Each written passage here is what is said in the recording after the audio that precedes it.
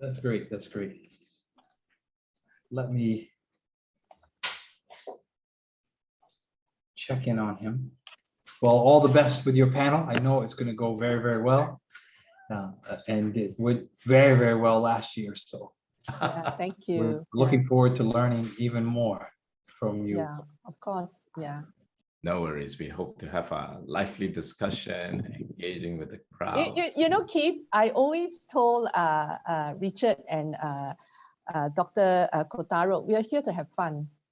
Yeah, when you say that you have fun, I think we will make it casual and engaging, so that the audience can also feel that it's not a normal usual roundtable. That's where it's like a few people coming together, having that conversation, and hopefully they can go with some tips.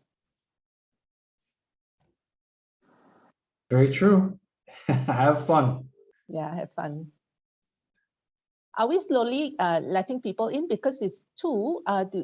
Did we see Dr. Kotaro? Can Getty or someone help to get him? Oh, I don't have his number. I think only Keith has his number. Oh, Keith, Yeah, do you? I just tried. That's the phone you heard ringing. I just tried calling him. Oh, can we have the honor for you to chase him or wherever he is? Yes, I sure will. But in case of something, just go ahead and start at Yeah. 5. At You 5. you will be the substitute panel then. That's right. See, that's how we have fun. That's how we Yeah, roll. exactly. No sweat. In already, he's in already. Oh, yes. Yeah. Okay, I Dr. bring him in already. Oh, okay. Yes, he's in this room. He just arrived. Yes. Good. Hello. Yeah, Hello. sorry to be late. Yeah. Hey, Kotaro-san. Yeah. Hey, sorry to be late. Hey, good to see Yeah. you again. Thank you. Good to see you again. Thank you for Yeah. the invitation. Just in time. Oh, okay. We jump from one to another. Yeah, tell me about it. Maria, are we letting people in, or how does this work? Yes, I am moving them in Okay. whenever they are. Thank you so much, Maria. Yeah. Yeah. All right, sure.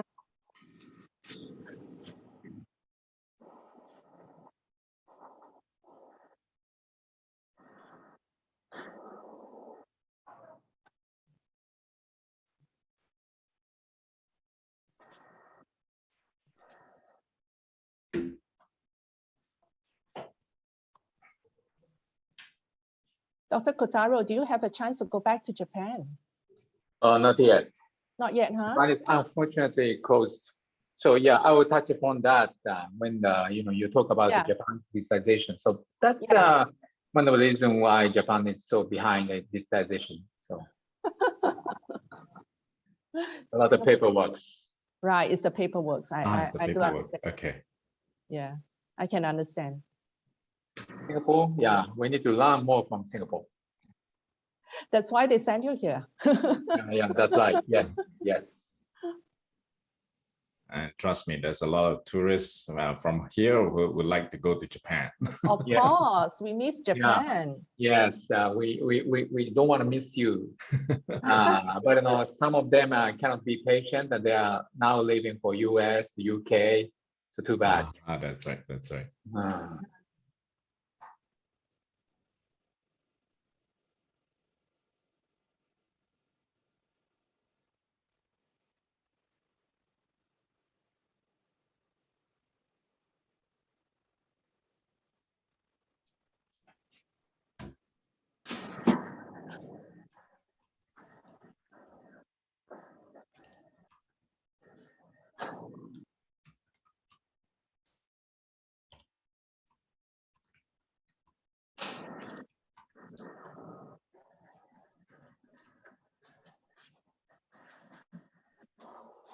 I think I'm cognizant of time, and we're going to have quite a robust and interesting conversation going ahead. I think while Maria get the participants to come in, Maria, do you think we can start? Yes. Whenever people join, right, I'll just assign them here. So no worries. I'll keep a lookout. All right. Thank you so Okay, much. Thank you. Yeah.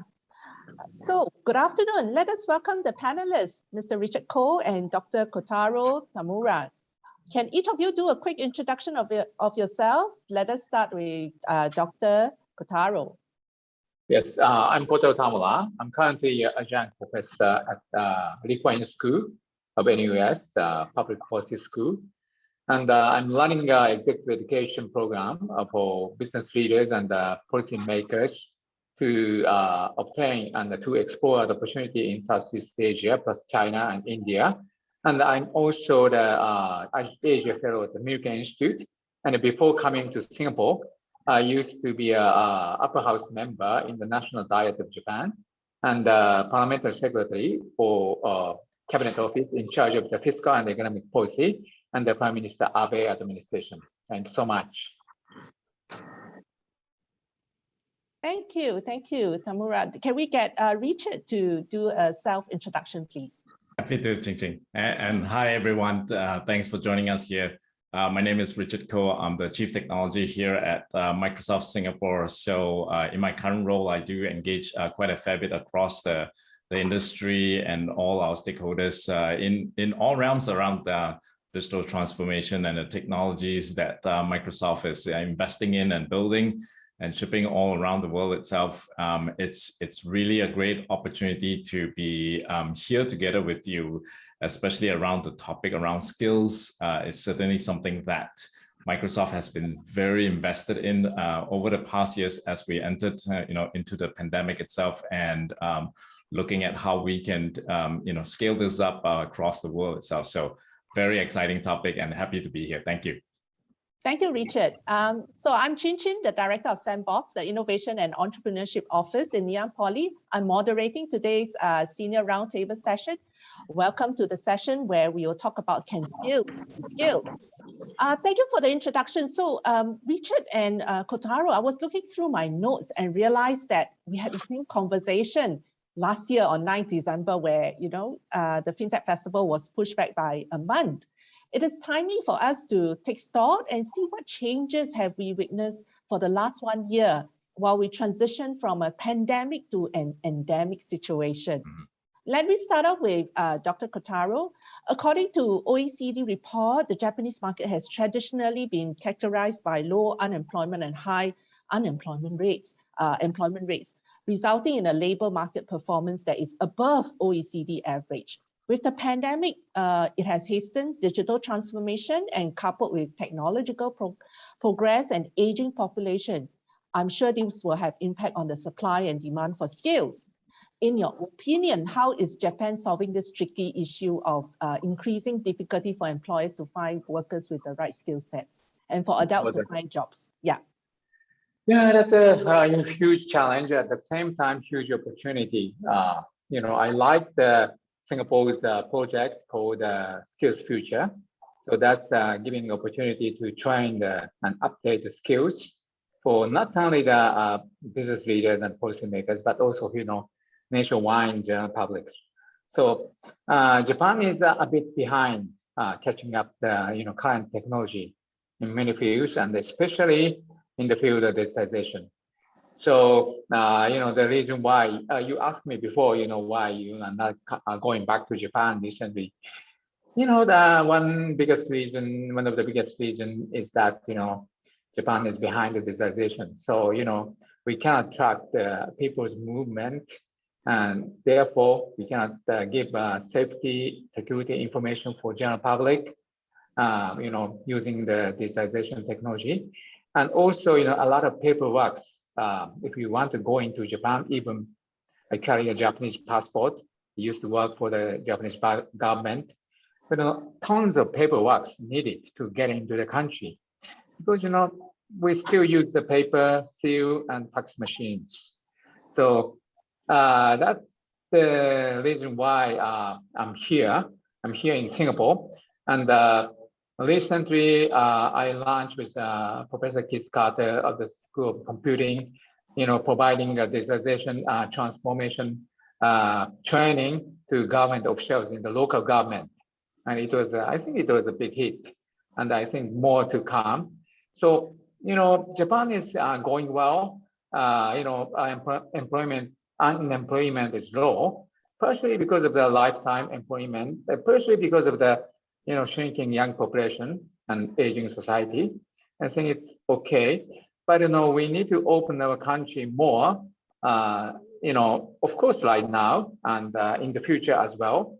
And we need to streamline our companies and to make their productivity higher and to utilize the data, make the best use of them to provide customer-centric personalization services. And that is increasing not only productivity but competitive edge of the Japanese companies. You see, Japan is stagnant for last 3 decades. 3 decades, no price changed, but at the same time, no price change in the wage. So that's sad. And Japan is heavily relying on the import and export, and more than 80% of the food, more than 90% of energy, we need to rely on international import. And the yen is currently weakening. So we need to, increase more, competitivity. Otherwise, we are suffering from inflation, more than inflation, stagflation. So skill training for general public is, a very acute necessity. And also, business leaders and policy makers, they are still pushing us to use paper, seal, fax machine. And, Japan's current largest source of the income used to be inbound tourism. But, zero people are coming for tourism in Japan because we are, kind of, closed, coming from behindness of the digitization. So government is admitting we cannot open our country, not because of the, COVID situation. Nowadays, Japan is 127 million population, but total infection number is amazingly smaller than Singapore. Maybe 1,000 cases a day. Singapore is now 3,000 a case a day for 5 million population. But we are still closed. Why? Because we cannot track people. We cannot use data. We are using tons of paper. It's good for paper business, industry, but it's not very beneficial for us. So we want your help, Chin-Chin-san and Richard-san, and Keith Carter-san. We need your help to train our general public, and especially government leaders, business leaders. Thanks so much. Thank you. Thank you. I believe there are many audience who are listening to you. They are definitely a fan of Japan in terms of food, in terms of the scenery, and we are just waiting anxiously for Japan to open. And I remember when I was in Japan, I was at the postal office. You are right. I have many forms to fill. Still like that, All right. So from a country perspective, and if I may move off to something personal for Richard, I've been keeping tab of your sharing on LinkedIn.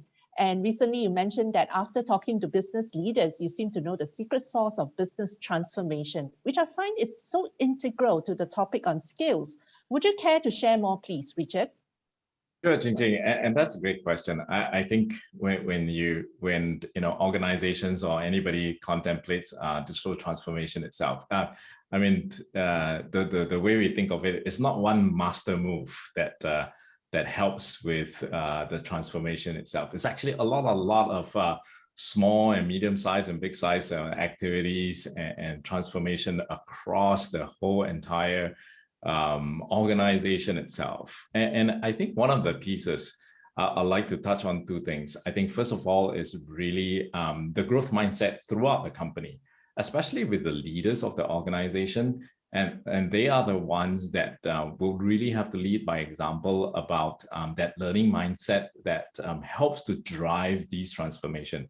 I think with that kind of mindset, it sets the foundation, it sets the cultural expectations across the organization that, hey, no matter where you are in the organization, whether you are the CEO or you're the frontline, worker that is, interacting with customers, there's always a learning opportunity. There are learnings that we can learn from whether it's from other industries, other countries, and different organizations as well. So I think that's first of all a huge opportunity. And I think the way, like my CEO talks about it is every morning he wakes up, he has to think about and confront whether his own fixed mindset around certain topics or certain areas.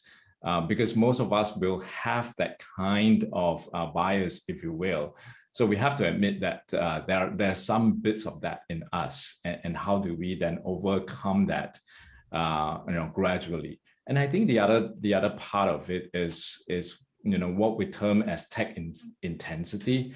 It's really how an organization think about adopting technology, as well as building the resources and skills within the organization itself. And because I think with that kind of a pace, then the opportunity is there for the organization to thrive, especially right now. I think the pandemic has that, in some ways, unfortunately, forced a lot of organizations to transform, whether the way they think about their operations and how to digitize that, have a digital feedback loop across different departments. But I think at the same time, we also will see organizations who don't transform start falling out of the picture and start getting left behind as well. So I think this is a very real challenge that's confronting a lot of organizations. So yeah, I think back to this, it's like, for a business transformation, like I said, it's not a master move in itself, but really combination of a growth mindset and then that tech intensity within the organization itself to be able to thrive, in this new hybrid, workplace, if you will. Thank you. Thank you, Richard. I love the part about growth mindset and the tech intensity. At this moment, if I may do a shout out for Talent Pavilion, I think that's how the whole purpose of Talent Pavilion, whereby we gather some of the greatest and sharpest mind in the industry, and we gather them to share their views about skills, accelerating skills in current times. And I do wish that the audience here can look over to the talentpavilion.sg website to take a look further. So thank you, Richard, for sharing. And in case the audience is not aware, this year I did a little bit more research on Dr. Kotaro, as he mentioned just now. As a former elected lawmaker with the ruling Liberal Democratic Party, and had served as fiscal and economic advisor to then Prime Minister Shinzo Abe from 2006 to 2007, and now as an adjunct lecturer in NUS, you are a living example of how you have transitioned yourself from a lawmaker to that of an academic staff. So how do you do it? So when I was a member of the parliament, Japan was starting to decline in many ways. So 2008, Japanese population started to shrink, and Japan, went down from number 2 GDP country in the world to number 3. The China exceeds Japan. So many things happens, and I come to understand we need to do something about that. And I look at many Asian countries, and I found that this country, Singapore, very interesting. So Japan, and the problem with Japan is, many problems, many challenges. One of that is, Japan has a lot of money. So government has a lot of money, and the company has a lot of money, and trillions, dollars, bank account, and the corporate account, and the government account. But most of them are sleeping. Most of the money is invested into the JGB, which now producing almost 0 returns. And, asset management of the country is not very good. So I take a look at, this country, Singapore. I'm amazed since I learned about GIC and Temasek, how they will mobilize their country's asset. Japan, Singapore is very much alike. When only talent we have, we only have the gift from the heaven we have is people. We don't have natural resources. Singapore has no natural resources. And yes, but at the same time, other has another beauty of the Singapore government is very, very well, very good skills at country's money management. So very good money manager as a country. So I carefully studied about this country and English, Mandarin, interesting, and you are, how to say, very open to the talent, and you are welcoming talent, providing a good international education for kids, and very good hospitals, and a very good place for work, and a very attractive tax system. So wow, very interesting. So at that time, Japan was always looking into Western countries. So government is sending scholarship young government employees to UK university or US universities. When I was a parliament secretary in the cabinet office, I first met Mr. Kishore Bambani, and then the dean of the LKY school, and he asked me, why not you sending your government people to study public policy, not only in the US or not only in the UK, why not in Singapore? And I studied that, and I was successfully sent the very first case from cabinet office to LKY school. That's my connection to the LKY school starts. And he really impressed, he really impressed by the country, he really impressed the education at that time. Then, I found this country more interesting. And I got, young baby, and I think about education for her, or English Mandarin is the 21st century language, and the diversity under the very safety and sanity. And, if you study here and you have open opportunity, wherever you can find the job and opportunity. So I moved here, and before moving here, I thought about what I can do. So I know government officials, I know business leaders. So I have the hard time. Why Japanese people are so hate to change themselves? So they don't want to move their workplace. So lifetime employment. So most of the case, Japanese business people stay in only one company for a very long time. And Japanese people don't want to go out the country because the country is so comfortable.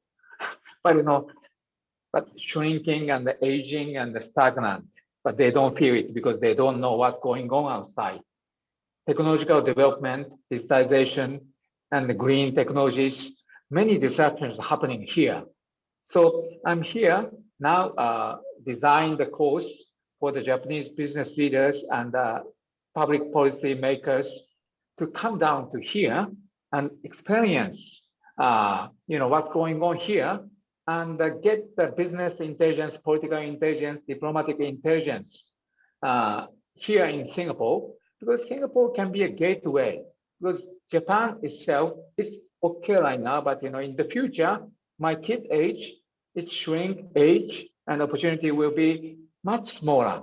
We need to explore the opportunity in the new frontier, and we are lucky to be in Asia. And as you have mentioned, Asian people like us, it's a very fortunate thing. But we are not looking to them. We are looking always inward. So now I'm kicking the ass of the Japanese business leaders and the government leaders to get out and come to Singapore and think about mobility, not only inside the business, but also inside the country. And the government leaders, you need to learn how this country is managing their asset and how this country providing a gateway to China, India, Southeast Asia. If it's combined, well, within the before the 2040, the population of the ASEAN plus China and India will be 5 billion. Such a huge opportunity, more than half of the global population. So I'm sorry I talk too much, but I'm very fortunate. I'm very lucky to be here in Singapore. It's a great country and a very interesting model for Japan. Mr. Lee Kuan Yew, long time said Japan can be a model. Now, Japanese people must understand Singapore can be the model for us in many ways. Thank you, Dr. Kotaro, for your very wise words and being that catalyst of change and leading the way for Japan and paving the way for Japanese leaders to learn and as well as embed in the Singapore ecosystem. And this way we can learn from each other and as a pathway to see how two countries can grow together. Thank you both, Richard and Kotaro, who have shown resilience in this new normal and recognize the need for lifelong learning. Richard, in your opinion, how has Microsoft adapted during this whole pandemic, and how do you reach out to staff, in particular the new recruits, so that they can be assimilated to Microsoft? All right, Gigi, thanks. Great question. But before I answer that, I just want to give a shout out to what Kotaro-san just mentioned about going overseas and all of that. I thought it was a great thing. 20 years ago, I left Singapore and took a 10+ year stint across the west coast of the United States, whether it was with Hewlett Packard or with Microsoft.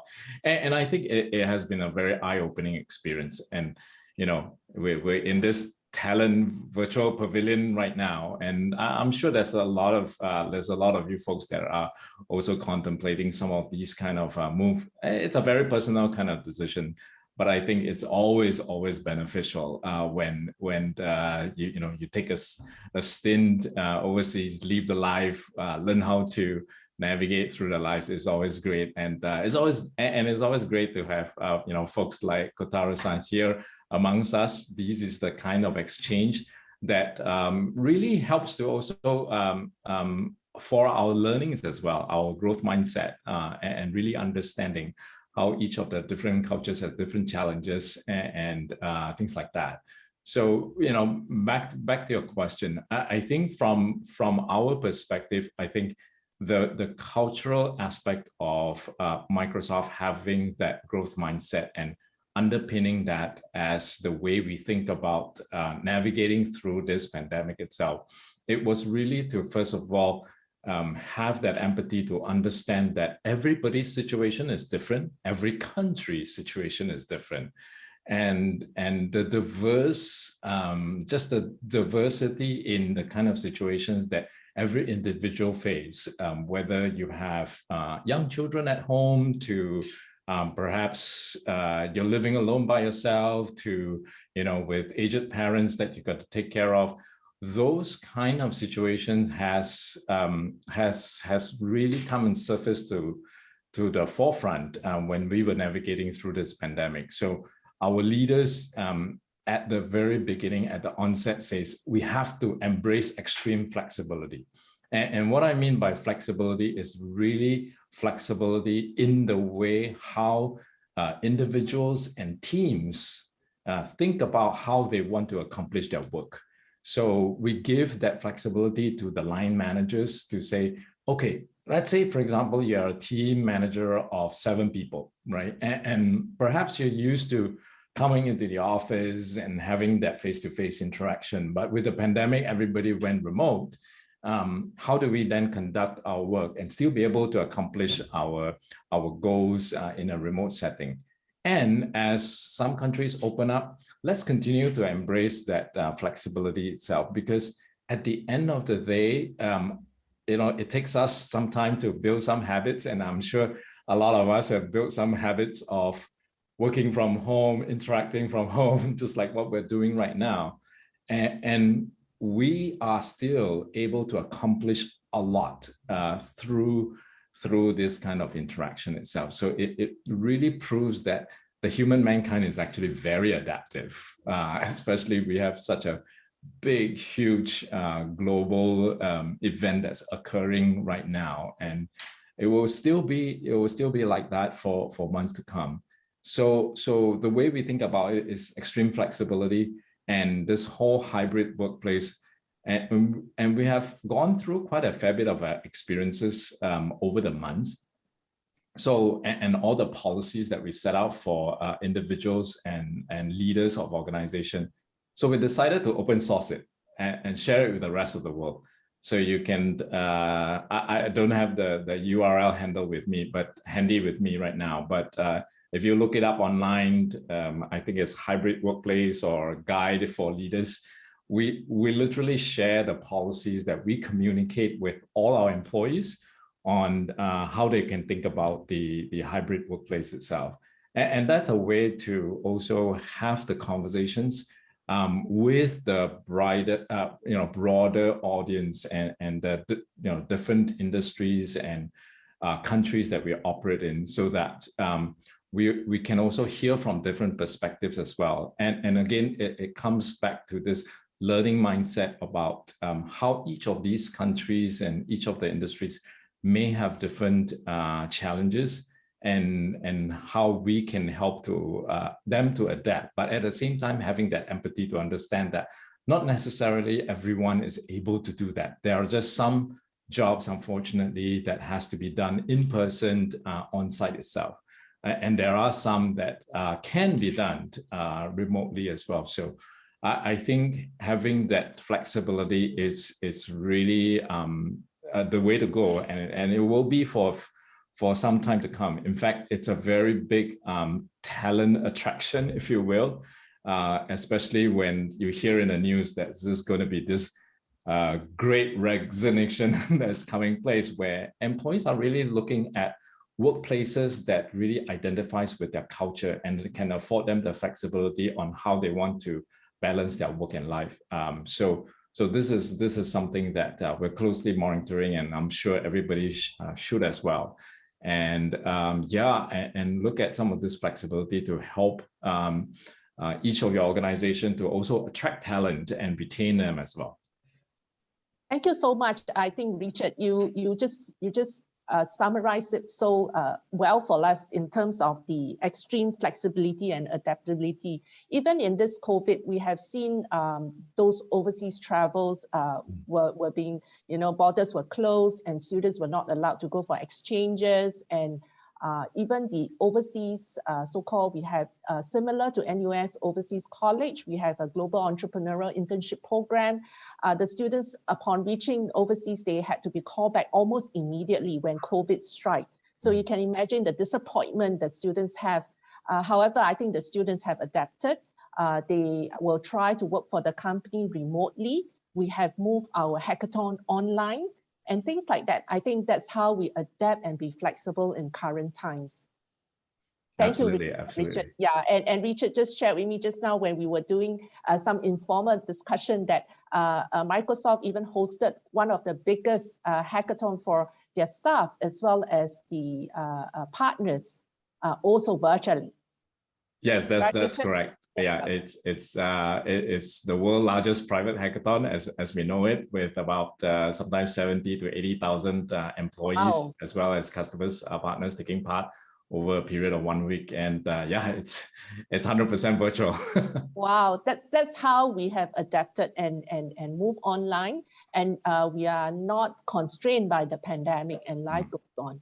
Yeah, absolutely. So, thanks for sharing, Richard. And with this pandemic, which has been recognized as one of the challenging years in our lifetime, if I may borrow the phrase of one of our friends who said that leave no one behind, Dr. Kotaro, as we move into the new economy, diversity of skill set is required, and may not be just be coding, but you need to be ambidextrous, a new term which I just heard from a CIO of the bank, to be able to see things from different angles, be it IT or business. How do you think most organizations are adapting, and how do they scale so that staff will not be left behind? So that's the challenge, that's exactly Japan is facing. Japan is used to be a very interesting place, and still an interesting place to explore. But when Japan enjoyed a very high rate of the growth, there was, the model. I mean, the perfect answer for Japan to follow, that is the Western economy. So there's a perfect goal to copy. So Japan has a sense of the craftsmanship. We are very good at going to the details. So incremental improvement, so-called Kaizen, we are very good at. Then we are now we used to exceed the Western countries by using incremental improvement approach because there were, perfect answer there. But now change is constant. Only constant thing is the change. And the technology is disrupting, conventional businesses. Even though Japan is famous for the automobile empire, but an automobile industry itself will be disrupted by something like, smartphone technology. So Apple is considering building an Apple car. Probably Microsoft can build a Microsoft car, I don't know, but Tesla is there. And, European car makers and Chinese car makers are, changing themselves into more like, kind of a, digital software service rather than simple manufacturing. So not, it's been a long time. People are saying AI and robotics will disrupt most of the mankind business. But at the same time, there are new jobs are created by those technologies. So we need to catch up what will be having, what will be coming up. So, in order to catch up with that, we need to have a kind of mindset, not only growth mindset. Growth mindset, I really admire. I try to be the one, but not yet there. But also has a dynamic capability. So dynamic capability, so-called dynamic capability is, constantly you need to be ready to change yourself. So, learning is important. At the same time, unlearning is important. You must forget about your success story. When you are in the good, when you are still in successful, you need to forget about why you are so successful, successful story. Because when you are in the downturn, if you try to change your strategy, you probably might not have enough resources, might not have enough talent, might not have enough reputation. So when you are on the top, you need to abandon. When only constant is a change, you need to abandon successful story that make you successful. But that's people hate change, but Japanese people more hate change than average global citizens. That being a success story of Japanese people is sticking to one place, sticking to one technique, sticking to one skill. That's the cause of the success of Japan used to be.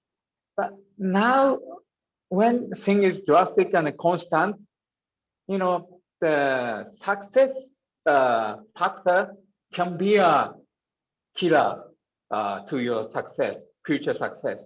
So that's what we need to understand. So Japan is struggling for last 3 decades to forget about the success story of Japan for last 50 years.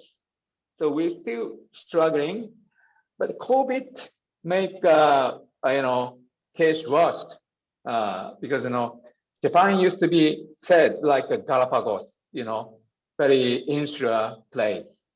But Japan tried to open themselves by welcoming more tourists and more foreign talent. And that finally, Japanese government used to be very, very, comfortable to welcome foreign talent. But suddenly COVID happens. Last 2 years, Japan is go back to the insular place again, like Galapagos. Then, we lost more than 500,000 people because of the aging. And, we lost what's going on outside, digitization, green, SDGs, climate change. So Japan need to catch up, as soon as Japan opens. So that's the challenge we have. So I'm, constantly pushing Japanese leaders, business and the government to go out as soon as COVID is, become endemic and come down, especially to Singapore, to study about that.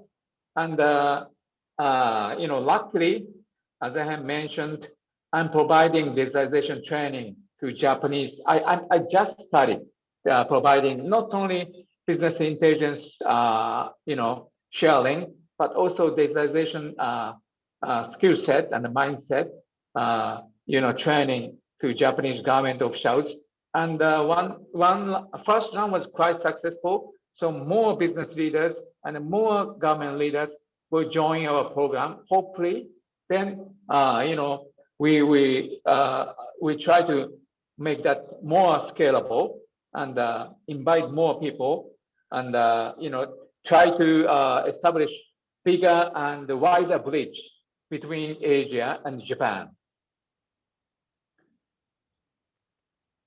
Thank you, Dr. Kotaro. You have mentioned something that is very core to me as well: the ability to learn, relearn, and unlearn.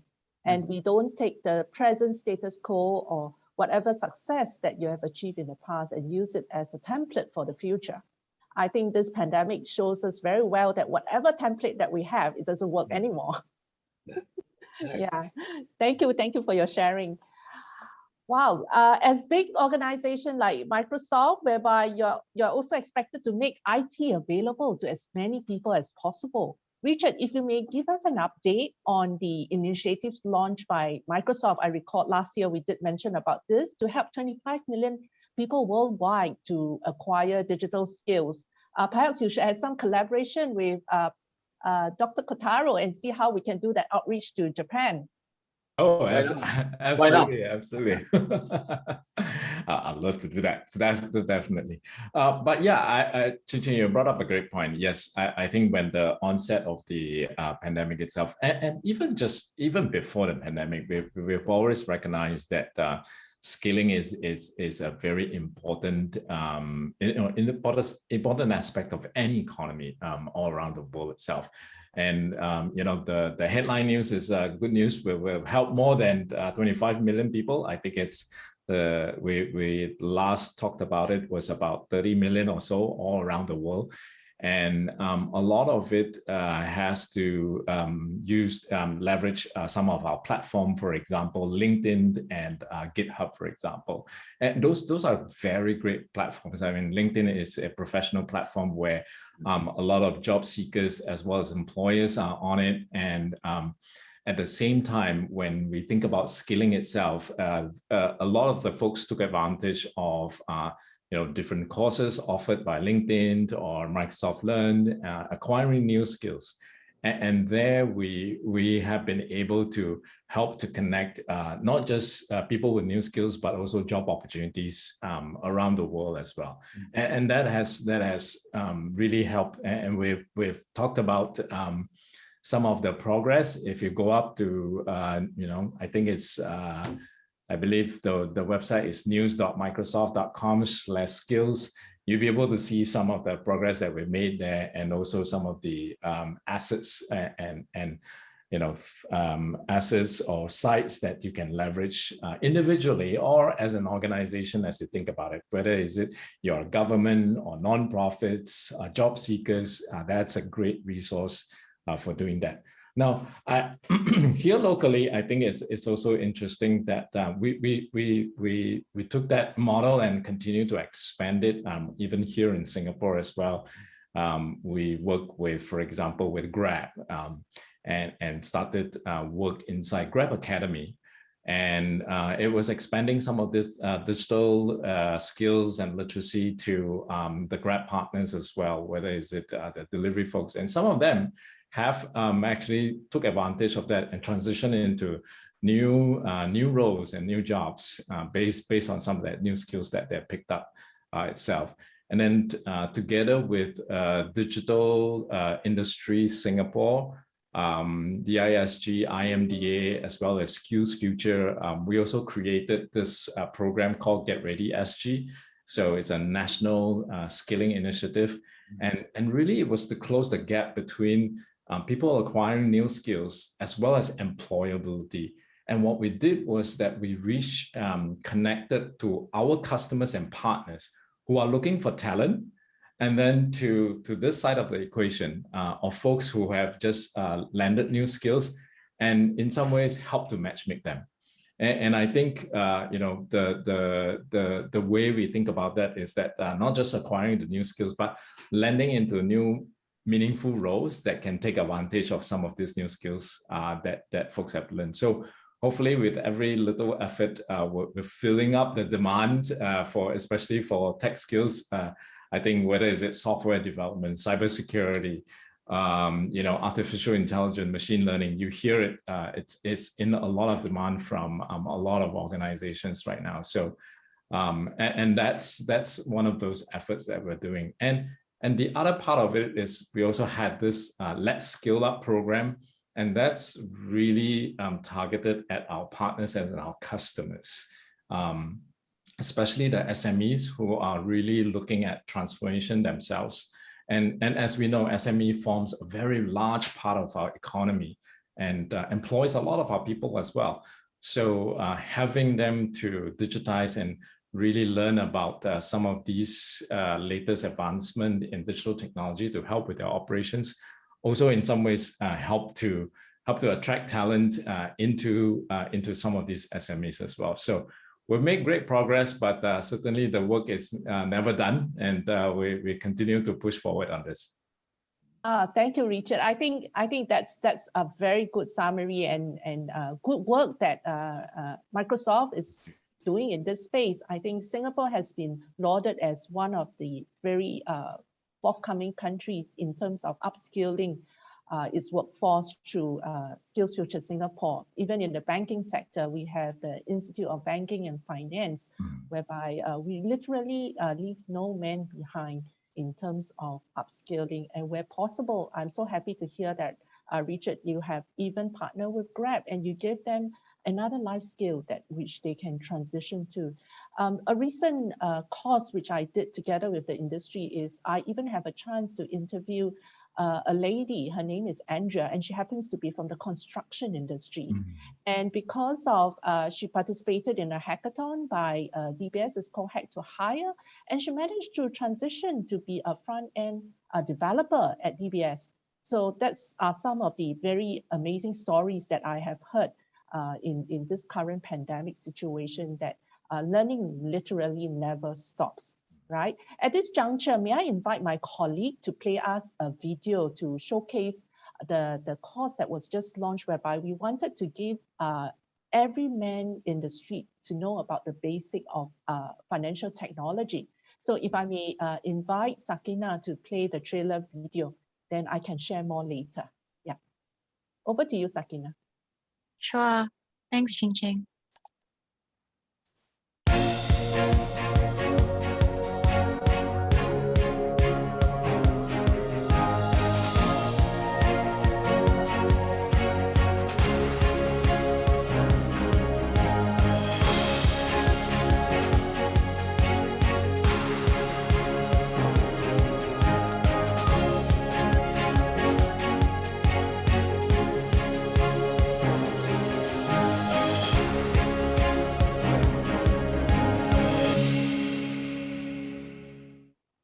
Thank you, Sakina. So we just launched this on 8 November to coincide with the first day of Singapore FinTech Festival.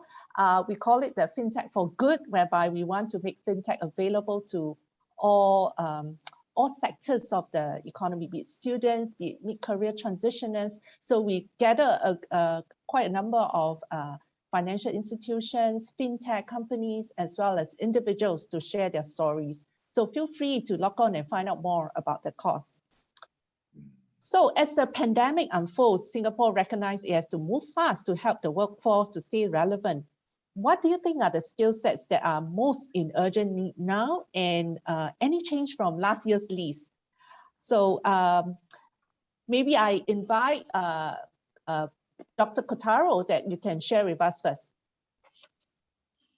Yes, of course, digitization skills is needed. Allow me to share one interesting, numbers. Richard-san share the service done by LinkedIn. How many people using LinkedIn in Japan? So LinkedIn users in Japan is just 3 million out of 127 million. So in Singapore, out of 5 million, I heard LinkedIn used by 4 million people.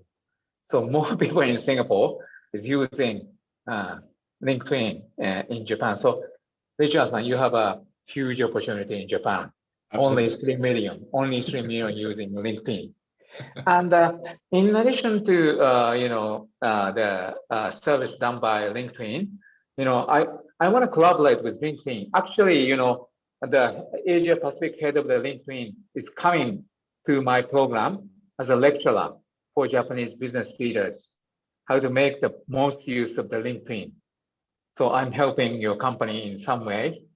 Oh, that's great. Yeah, coincidentally, I'm a small investor into Microsoft, but it's not,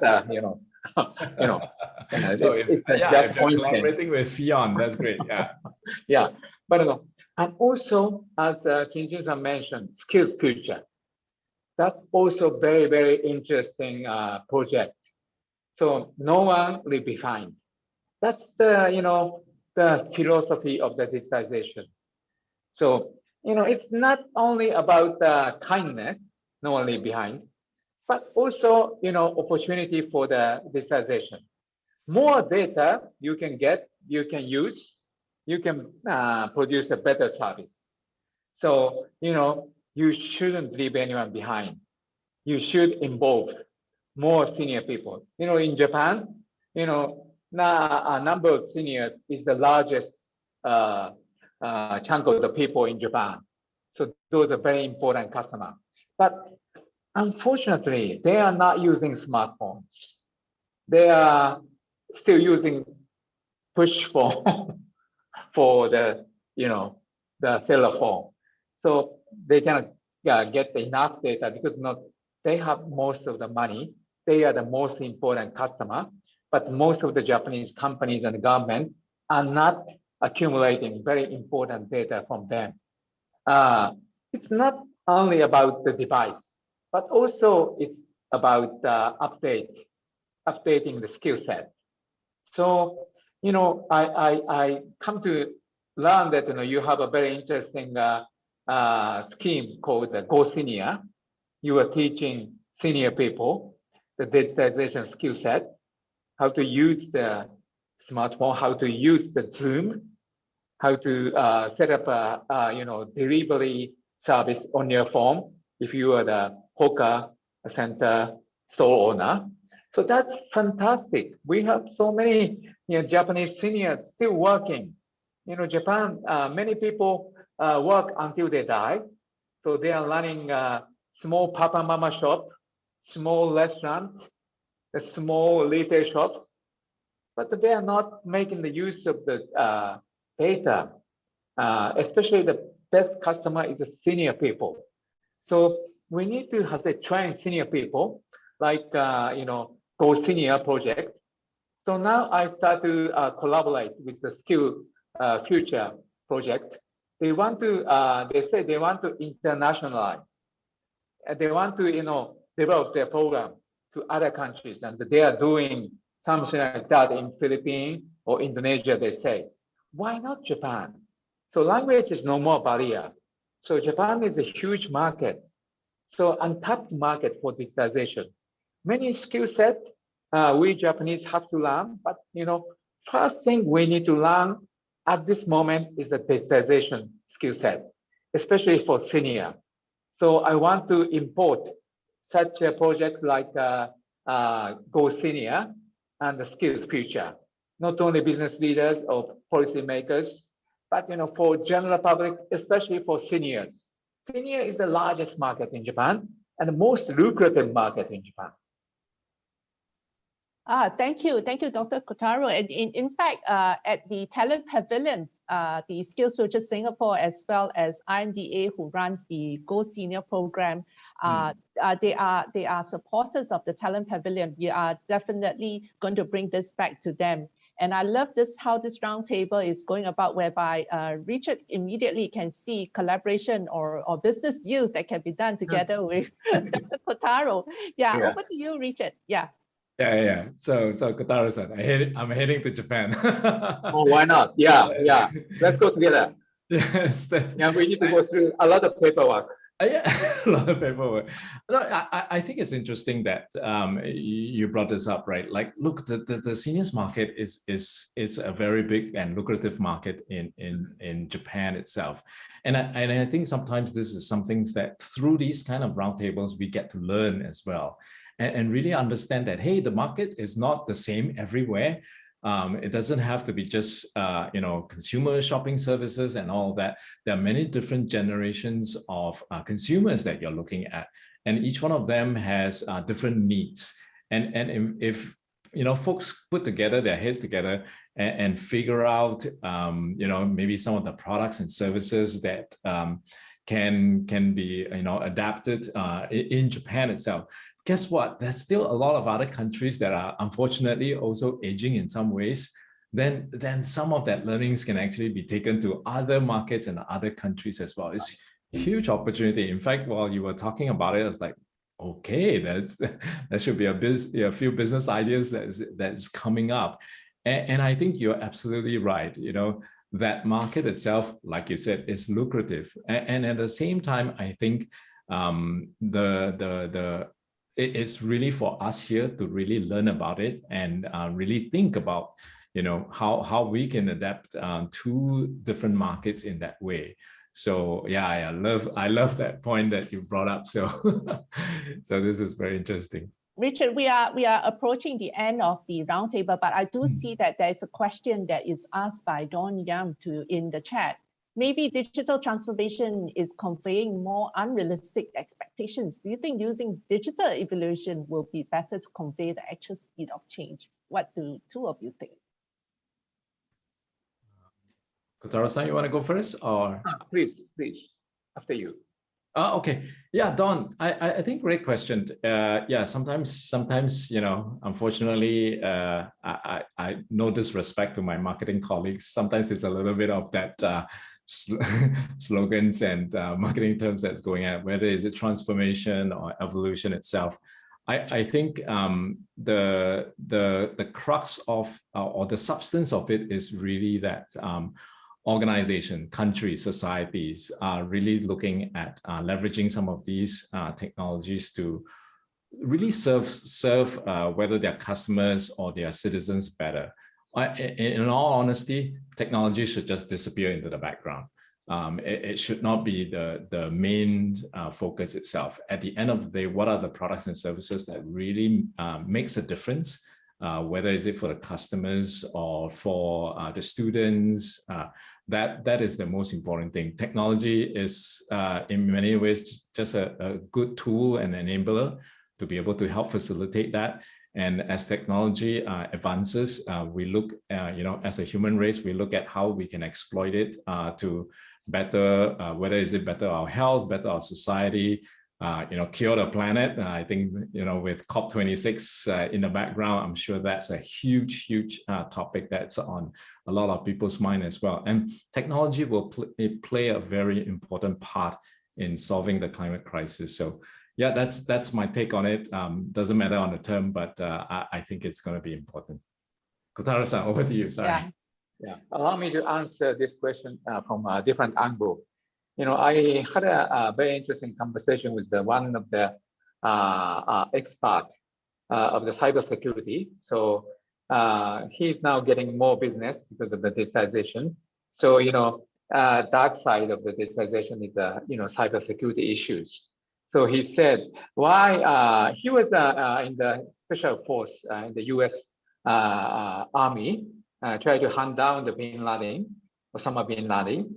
The reason why he couldn't find out Osama bin Laden for a long time is that they're using paper, not the digital skills. So he said, ironically, Japan is very well protected from cyber attack because they are still using paper, steel, and fax machine, so we cannot hack. But very interesting example. That's allow me to share this interesting story for answering these questions. Dr. Kotaro, I will remember the story. Definitely. Yeah. When people were to tell me about Japan and whether it's cyber safe, I will have this story to tell. Yeah. In the interest of time, what is your last key point to share with the audience so that it can remain with them for immediate follow-ups? Maybe Richard start first. Okay, sure. Look, I think at the end of the day, we're all on this learning journey together. So as much as you can individually, and if you have children, friends, inculcate a learning kind of culture together with everyone. There's always a lot of things to learn, and even from different fields as well. So if you're curious, pick up a book from another industry or something like that. I think that always will help you in many ways that you can ever imagine. And there's a lot of assets here in Singapore to leverage off, whether it's SkillsFuture or all that. By all means, make full use of it. Thank you, Richard. Over to you, Dr. Kotaro. Yeah. Yes. So I told about about the Japanese people tendency. They love to work until they die. So yeah, it's a healthy thing. If you work until you die, you can have a very healthy, long life. But work is not enough. You need to learn until you die, because without learning, you cannot work efficiently. You cannot provide a good service for general public. So learning is as important as working. So if you wanna keep working until you die, you need to learn until you die. So that's my last comment. Yeah, absolutely. I remember that the oldest developer in the world actually is a lady from Japan. Yeah. Yes. She's still innovative. Yeah. Yes. Thank you so much, Richard and Dr. Kotaro. I think we have a most interesting as well as updated conversation from last year. And we would like to thank the audience who have made this session so interactive as well as fun. I've learned a lot. Learn, relearn, unlearn. Thank you all, and signing off from here. Thanks so much. Thank you, Thank Richard. you, everybody. Thank you. Hey, listen, this has been a great session, right? Let's give them a round of applause. Thank you. We've got to do that. Thank you, Ching, for moderating. Awesome. Richard, Kotaro, great insights from both of you.